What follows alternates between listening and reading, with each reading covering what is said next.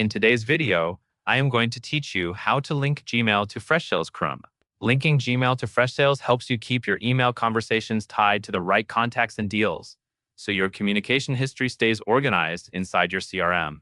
This also makes it easier to track replies, follow-ups, and activity without switching back and forth as much. To begin, make sure you are signed into your Freshsales account in your browser. Once you are on the main Freshsales screen, go to the top right corner and select your profile picture or profile icon. A small menu will open. From that menu, click Personal Settings. This is where Freshsales keeps options that are specific to your user account, including email connections.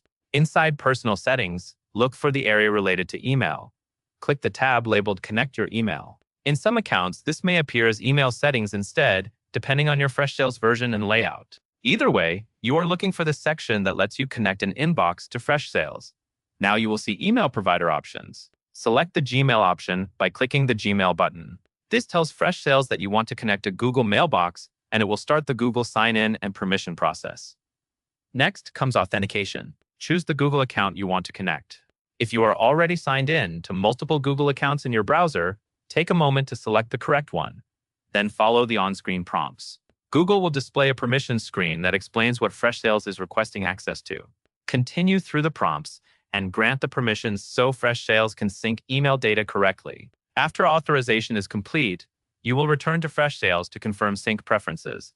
For the sync settings, choose two-way sync. This option is important because it syncs both incoming and outgoing messages, meaning Freshsales can track emails you receive and emails you send.